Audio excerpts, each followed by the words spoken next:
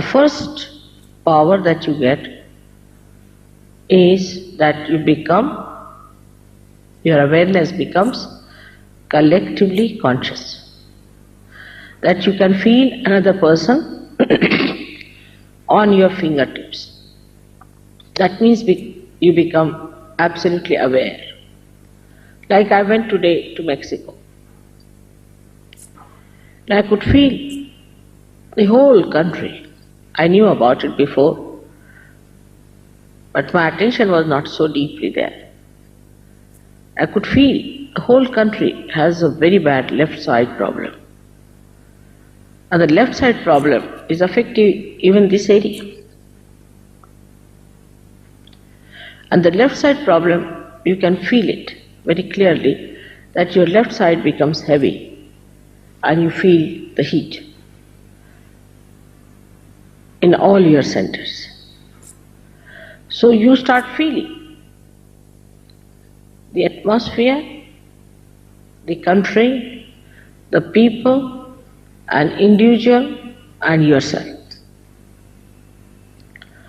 So you know the problem of a particular place. I mean, you may not feel that much in the beginning. You may just feel yourself to begin with. Then you start feeling others. So thus the awareness grows more and more. In the central nervous system you start feeling the problems of other people, your own problems.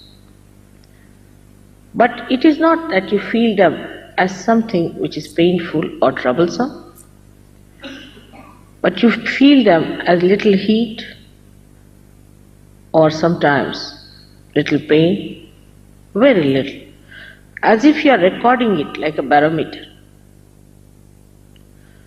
And when that happens, you want to get rid of it, as if they are your own problem. And if you know how to get rid of it, you can do it. That's what I was doing. And that's how I'm late. Something on the collective. If you are working on something, you want to finish the job, and then you want to attend to another.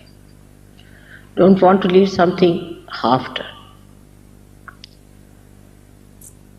For human beings, it is difficult in the beginning, because from human awareness you are rising to superhumanness, or you can call it to super awareness, into a subtler awareness. So first the awareness is gross, and then your awareness becomes subtler. But with that, you do not feel in any way uncomfortable or upset, because you become extremely powerful, such power of compassion that you don't feel anything, no pain, no problems. The illusions disappear completely. There is no more illusion in the mind. Like people say that when you face something, you are filled with greed or lust. But when your eyes become pure, there is no greed or lust. But what happens? That you start feeling the oneness with another thing, whatever it is, in a way that it is joy-giving. Like you see someone, an attractive person, there is no sensation of baser feelings for that person. But the sensation just disappears, and you start feeling the joy of the creation of that person or the thing. Like in Mexico, people have made so many things with hand. If you watch them, you might think how much it will cost, what will be the price, who has made it. But if there is no thought, then you see something which looks very joyous, because you can feel the vibrations.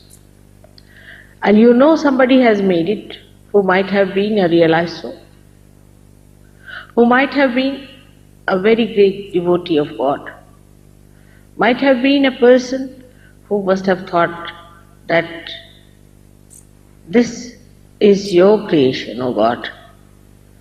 Such a person might have made with that feeling which is to be gratified, and you feel that we should take it. The matter has only one capacity, that it gives joy in giving to others, so that you can express your happiness into it. So you become very subtly aware of the matter, that you start understanding the matter, what it means and what is the use of a particular thing. In the same way, when you meet people, new people, absolutely never known, you know what are their needs, what problems they have, on a wider scale, on a collective scale, and also you know one simple thing, that there are people in Mexico who are seeking God, who are to be helped, who are to be given something that they want. They may not be so much aware of it, but we become aware of them. And a kind of a rapport of a very subtle type is established. And you get attracted towards other people, not through any lust or greed or any purpose, but in oneness with the joy that they have within themselves. The joy of the Spirit. You look at them and you feel this person is such a wonderful person. How do you know? You start feeling the cool vibrations in your hand from that person. And you just enjoy that person for that person's sake, not for anything, whether poor, rich, good looking, bad looking, doesn't matter. You approach the spirit of another person because you have become the spirit. People talk of big things, of organizing peace missions, this mission, that mission, to create a better relationship. All relationships which are at a gross level create problems, because there is some sort of a lurking selfishness behind it. But once it becomes a spiritual relationship, you just enjoy the other person without getting into any discussion about what is your gain, what is you are going to achieve through going nearer to that personality. Thus you become the receiver of the joy